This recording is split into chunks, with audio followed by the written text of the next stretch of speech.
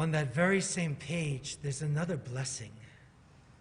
The very bottom of 371, we see a blessing called Birkat HaGomel. In our community, we say it so rarely. It's kind of a pity, actually. We tend to do it where we add up the entire year and we say this blessing on Yom Kippur, but it's for any time. It's a prayer of gratitude. It is a prayer that somebody who survives says. So in classic Jewish tradition, it's after an illness or going through a long journey, especially over the sea, which was really quite dangerous. It was after childbirth. It was even being released from captivity, because holding Jews hostage was something that happened often in the medieval Jewish world. And I think that Birkat HaGomel is really a blessing, a prayer to express our gratitude for making it through a dangerous time. As much has been lost, and as much as people are feeling hurt,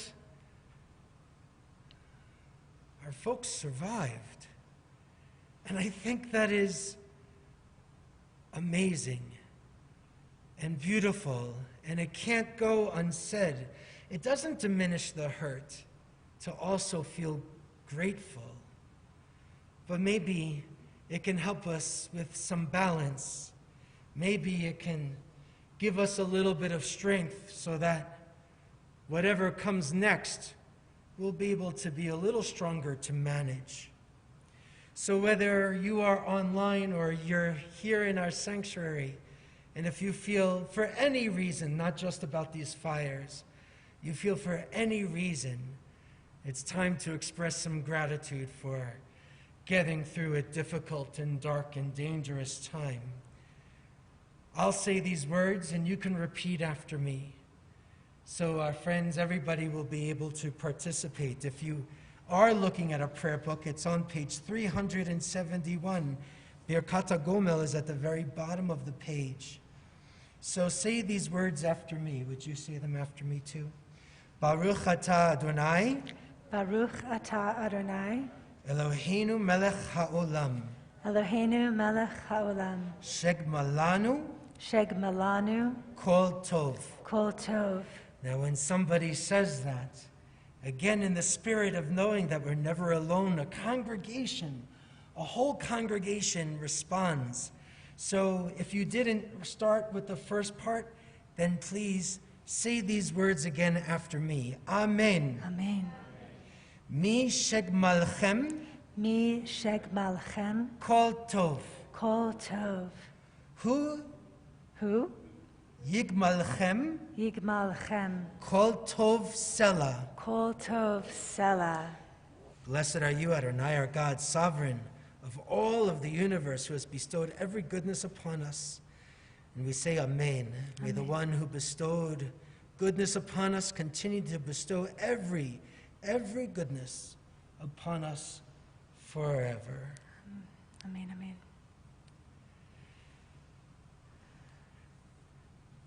You know, usually it's a time when we share words, introspection.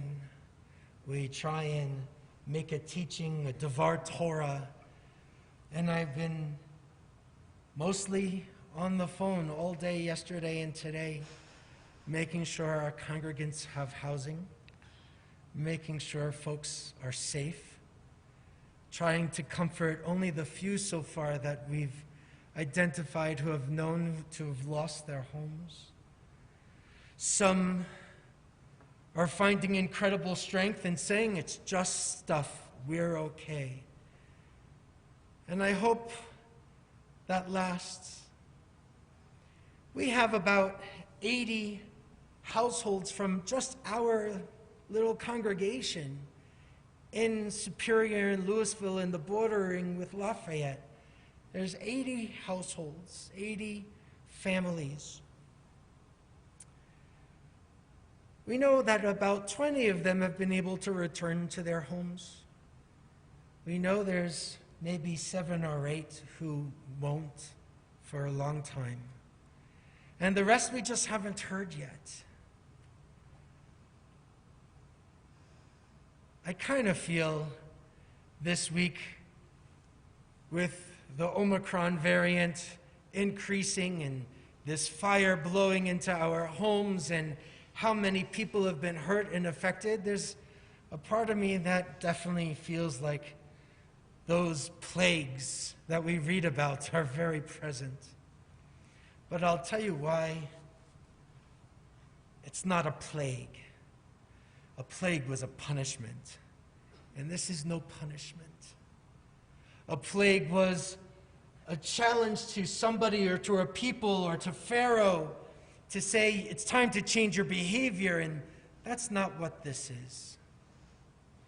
This is chance and a whole bunch of factors coming in line to create real devastation, but it's no punishment.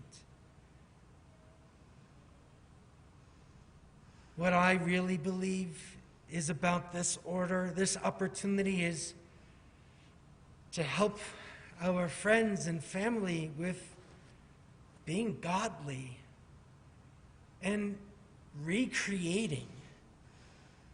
Remember, in the beginning, the very, very beginning, the first words of the Torah, it was chaos and nothingness. And God starts to make an order. Little by little makes an order out of the chaos and the nothingness. And then, when everything seems to be okay, there's a Sabbath where there's a ceasing and a rest. That's what we have to reenact. A reordering by showing up. If we are able to be generous to the funds that are available through Jewish Colorado or to the Boulder Community Foundation, then it's time to be generous. Not just to give a little something, but it's time to give enough that it hurts a little. And I will say that our Jewish Colorado Fund, where all of the resources that will be raised, all of it is going to go to the folks being affected by their losses. We've just worked it out with the rabbis in town and Jewish Family Service, as well as Jewish Colorado, that the money that Jewish Colorado raises is going to be available as soon as Monday, because insurance is going to take a while. Other agencies are going to have paperwork. We're trying to make sure that everybody who needs something now is going to have access. I'm so grateful for Jewish Colorado and Jewish Family Service who are willing to be these partners with their infrastructure to make sure that people are going to have a gift card or a few $100s or more, something that's going to be a bridge in order that they can get the support they need from these larger government and insurance agencies and all of that. So part of doing that isn't just to inform you. I'm informing you because that is godly. It is making sure that others who are created in God's image are going to be taken care of, and that we get to restore order when chaos, massive chaos, comes our way.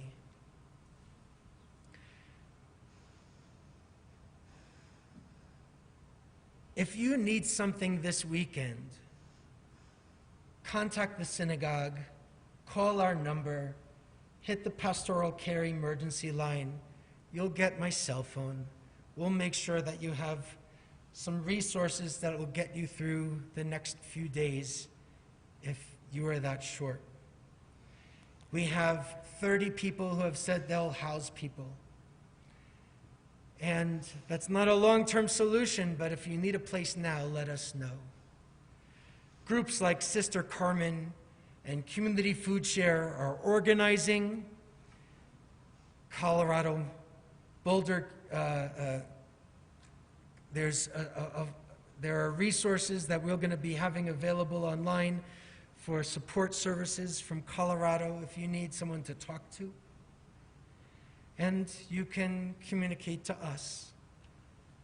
we're going to do our very best to help you move through these difficult, dark, and cold days. And we're going to do it by bringing light and sharing warmth and sharing strength. So I think the most godly thing we could do right now is to help respond to the chaos. So be generous. Let us know if you have a place that you can offer. We might not need it. I hope we won't, but we might. And if you can support the Jewish Colorado's Fund, or Special Relief Fund, or Boulder Community Foundation, it'll make sure we get to the right places.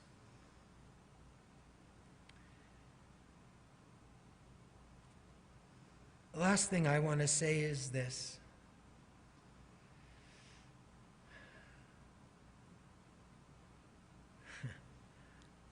My business is hope.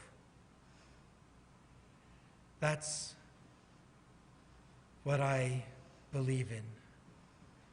And I get the strength to believe and activate hope because for me, God is real and present and might not be able to fix everything.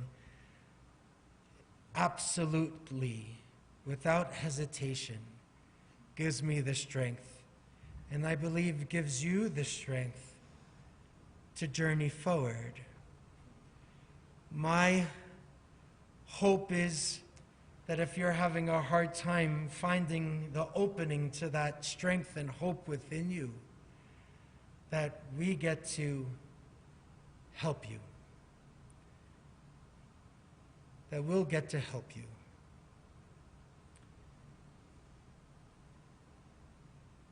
But tonight, we continue to stand with grief, and we're standing with devastated families in this community. We weep over their pain, and we cry out with shock and confusion and pain.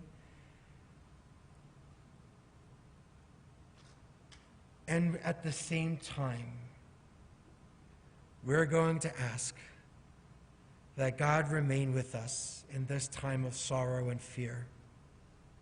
Help us, God, to offer comfort to those whose hearts feel shattered. Rekindle hope and trust and courage within us and within them. Help us, God, to sustain our belief in the promise that even in the darkest times, even when we feel most discouraged, there is reason to trust that love is never extinguished and that light and spirit will prevail. Help us, God, to rededicate ourselves to building a world that is safer for our children. Help us, God, to rededicate ourselves to building a world that is safer for all people. And during these difficult days and nights, God, bring comfort and peace. Bring hope and light to broken hearts and a broken world. Oseh shalom bimromav. Hu yaseh shalom aleinu ve'al kol Yisrael ve'al kol yoshvei tevel. V'yimeru amen. May the one who causes peace to reign in the high heavens, let peace descend on us. Let peace descend on all of Israel. Let peace descend on all the world. Together we say amen.